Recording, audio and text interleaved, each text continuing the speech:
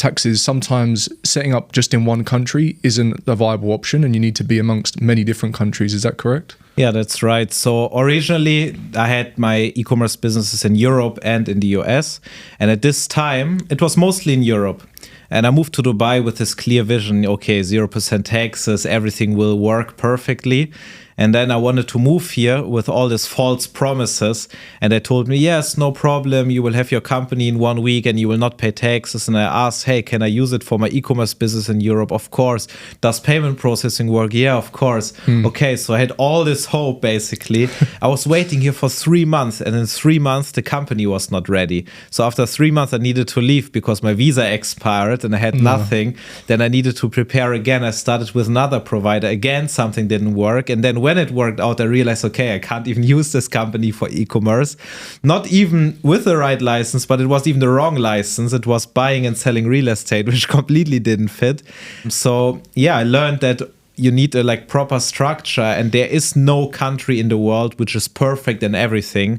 But overall, if you travel through the whole world, if you do business in all these countries, you realize, okay, there are still only a few options which are really great for business.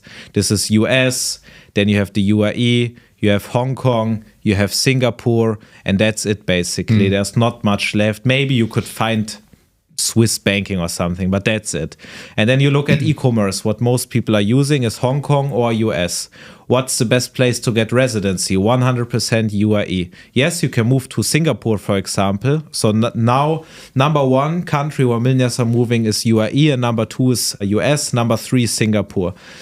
The thing is, if you move to Singapore, there is not much as a big community. It's hard to integrate, hard to even get residency, hard to sponsor employees. And even then you need to hire 50% people from Singapore, which will not be happy with $1,000 salary. Yeah. So it's hard to get in the system. So number one place to get residency is the UAE, and you will change automatically. You will transform your life and improve if you survive here, because this is the place. But it's not enough. Why?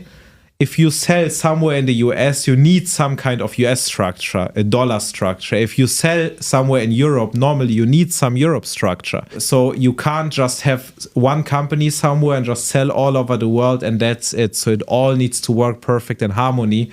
And it doesn't bring you anything to have a low-tax company, but payment processing doesn't work, banking doesn't work, or the reputation is bad, and you lose all of your clients, you lose all your business. It also doesn't make sense. And that's why we look at the holistic structure. So where do you want to live? Where are your clients? Where is your fulfillment? What are your future plans? Where do you want to invest in the future? And only then it makes sense to even build a proper structure. I really appreciate the overview there, and very well explained as well. So let's assume that someone does choose to buy, like I and you have. Past that point, what's the best next step then? Imagine they're already selling. Maybe they're already selling in the US, but from your perspective, maybe they don't have the most efficient structure. Maybe they're not leveraging an LLC. Maybe they're still using bank accounts from their home in Germany.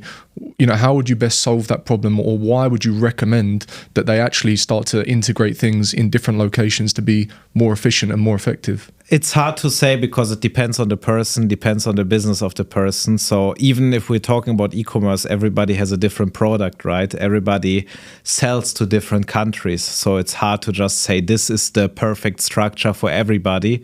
I can just only say what 70% of our clients are doing, and this is they have their residency here in the UAE, they have their personal banking here, they have their personal assets mostly here in the UAE, they spend most of their time here, and then in their e-commerce structure, usually they have a US LLC, 90% of all people, because it's always a no-brainer. If you're non-US citizen, non-US resident, don't have too much substance, it's zero tax, no accounting, and you have best access to banking, payment processing. And with this US LLC, it's still easy to even sell to Europe, for example, and that's why most people are choosing it. The only issues are usually local banking, which we fix, or payment processing, which we fix, or people just don't have access to this US system, and that's what we fix also. And then sometimes a Hong Kong structure also makes sense. Also, if people are still selling in Europe and they need to reduce VAT. So it depends on the structure. But this is always the no-brainer setup. You are e-company, you are e-residency, you are e-personal banking, and a US LLC with US banking and payment processing. And if you have at least a structure, it's very easy to pay a small amount of taxes and to do business all over the world. Is there a certain state in the US that you'd recommend, or does it not matter? Because I hear Delaware gets mentioned a lot, maybe because it's for indemnity or something like that, but maybe you know more about this. Well, I would assume. Yes. I mean, when it comes to US, if you research information, you see mostly informations from US-based influencers, and they live in a completely different system than non-US citizens, non-US residents. So everything that they explain you doesn't work for you as a non-US citizen, because US LLCs are normally tied to a US person living there. It's completely different rules. And for them, Delaware is good. For most non-US residents, Wyoming is better. Why? It's just how the system, how the law is created. So for example, if you put in YouTube anonymous bank account, anonymous company, they come all the shady videos, and you set up something somewhere in a third world country, but you don't even need to do it. The US is actually the biggest tax haven in the world and offers you the structures. You have no other choice than having an anonymous company in Wyoming. Why? To set up a company in Wyoming, you need a US registered agent who's the public owner basically in the public register. So it's basically like your director, your strawman, but officially it's a must. But in the back end, you are the official owner. So Wyoming has a lot of advantages, and it works perfectly. And then we set up most bank accounts in Miami with Chase, JP Morgan. And then you have basically an anonymous company set up, because if you open a corporate bank account, and by the way, US corporate bank accounts don't have any data exchange. So people talking about CRS and data exchange all over the world, US corporate bank accounts don't have any data exchange. So every country around the world needs to send all data, all information to the US, but the US doesn't have to do it, because they still rule the world, own the world. And in this combination, you're perfect to go. Amazing. So would that mean that you have indemnity? So you have the LLC there, you have corporate banking, and are you saying, from, if I'm understanding what you said correctly, you have almost like a referral, like a shareholder or an agent that helps you open that account? Are they then involved in the business at all, or is that just when opening? No, that's why the system is even better, because the registered agent, and there are more than 50,000 registered agents from this state. So they're chosen from the state, and they don't have any power over the company. They are only in the public register, but they can't open a bank account. They can't do any changes in the company, nothing. They have no power over the company. You have an operating agreement which says who's the real owner, shareholder, and only the person in the operating agreement can open the bank account. So it's 100% safe. And that's also why it's much better compared to other solutions. Let's say Hong Kong is great, but many clients come to us and say, hey, I was choosing a nominee director in Hong Kong, and this nominee director took my money, because they have power over the company. In the US, it's not the case. And that's why we always need to take the best of every world, And when it just comes to incorporation, the rule of law, US is still absolutely great. What about sales tax in the US? So if we're running with this example, you're living in the UAE personally, your business is set up in the US as an LLC, you have corporate banking, perhaps you're selling in the US as well. Can you explain sales tax? Yes. So first, guys, this here is no tax advice at all. And you should also just do everything legally and always talk to a consultant first before you make any decisions.